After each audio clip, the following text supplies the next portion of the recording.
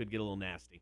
All right, it is time with Chicks on Dudes. Mac from Bob 106.9 is in studio. We have got questions from listeners. If you have a question for Mac, hit us up with an email, kmshow@rock1061.com. Mac, good morning. Good morning. Before we get into it, how was your first, and we talked about it a little bit, it's not the typical St. Patrick's Day experience in Savannah, but how was your first St. Patrick's Day? It was good. I would consider it good simply because I got to go on the Georgia Queen by myself, but it was peaceful, and I learned a lot within that 1 hour. Why do you look at me like that? I don't know. Peaceful. Did you drink at all? Did you have No. I was driving. I had to come back to work afterwards. It's expected for you to either blow off work or just come in slightly drunk on St. Patrick's Day. It's okay. I'm still slightly new. the fact that you just didn't drink at all yesterday blows my mind. No. That just shows how much of a degenerate I am. What do you mean you didn't get wasted on St. Patty's Day? What's wrong with you?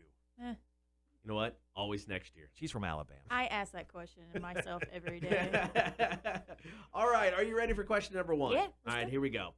Hey, guys and Mac. I'm almost 21, male, and still a virgin. Verge. It's something I'm self-conscious of, but I obviously can't force it to disappear.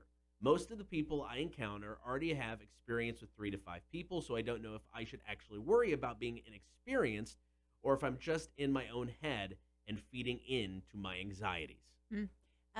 So with that, there's nothing wrong with that. Yeah.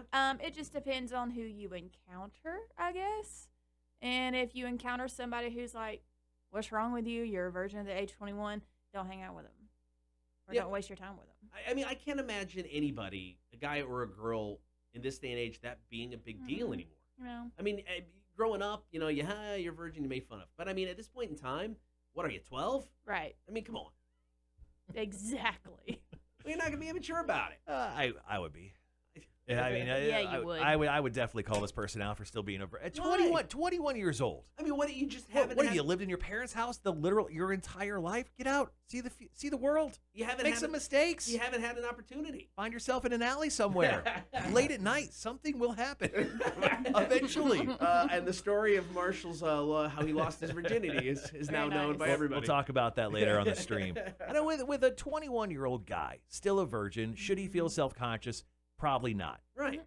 Fine. And if you feel like you're inexperienced, watch some videos. They're online. I don't need to tell you the websites. You probably already know them. You can probably get an idea of how the game's going to go. You'll eventually, don't worry about it. Eventually, you will get tagged in.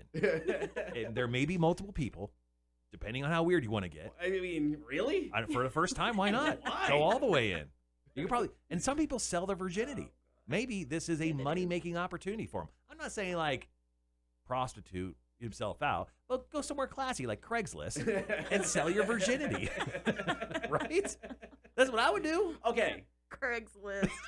If he's worried about losing his virginity and he sells it on Craigslist, that is going to be more impactful to his future dating life than just being a virgin. I don't know, man. Now that I'm 38, I definitely wish I had more stories to tell. 21, 38. Come on, Marshall. Right. Don't ruin this Well, I'm guy's definitely life. not a verge. No big deal. And not to brag. Right. I've had sex before. In the last decade. So very proud of you. Thank you.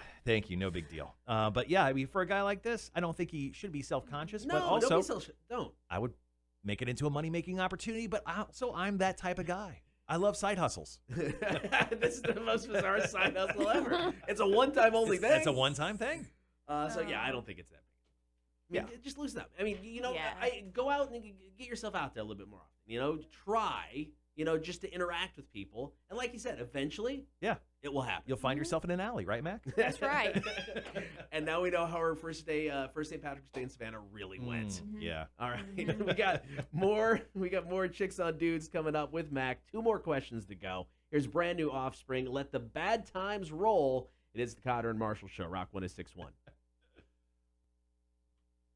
Thanks for hanging out, Cotter and Marshall Show. Get the stream, Facebook, YouTube, and Twitch. We are joined in studio by Mac from Bob 106.9.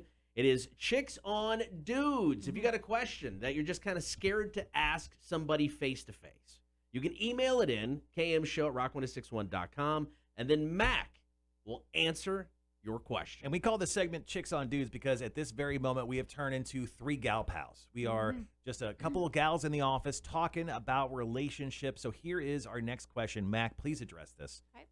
Good morning, guys. My boyfriend of 1 year is fun, but very straight edge.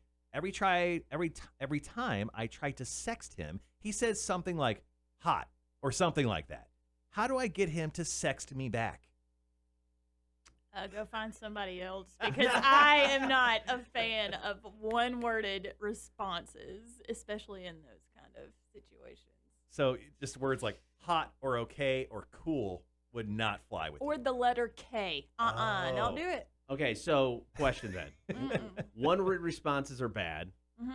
Okay. One-word responses are bad. What's too much? I mean, a paragraph back, you're like, okay, I can't read all that. In a sexting type Right, of I don't situation, know. yeah, I think a paragraph would probably be a little Paragraph long. is too much. Maybe at least 2 sentences. 2 sentences? Okay. How much description should be implied in these sentences? I don't know. I'm trying to help this guy out. Not too much because you want to leave something to the imagination. Well, that's fair. Once again, how does happen. she get her boyfriend, who's very straight edge, to sext her back? How does that even happen? You know what? Idea. Put down the phones and have a conversation. There you go. That's a good answer. But what if it's long distance dating? Call. Then call him. FaceTime. But yeah, there you go. And just be like, hey, I need this. What if people don't From you. What if people don't like the the sound of their voice? Then break up. Then You should not break be up. a Why are you couple. with him? You're just If you don't like the sound of their voice when they're just simply talking in sexting situations, why are you staying with This them? is going nowhere if that's the case. I don't know. I mean, they wrote into us, guys. I'm trying to throw out every possible situation here. Break up with them. There's Oh, my okay. answer. Wow. I mean, sit down and talk. You gotta say something to him. I mean, it may be tough. That's why the email came to us. But you're gonna have to say something to him because if not, he's never gonna know. I think she should just go have sex with his best friend.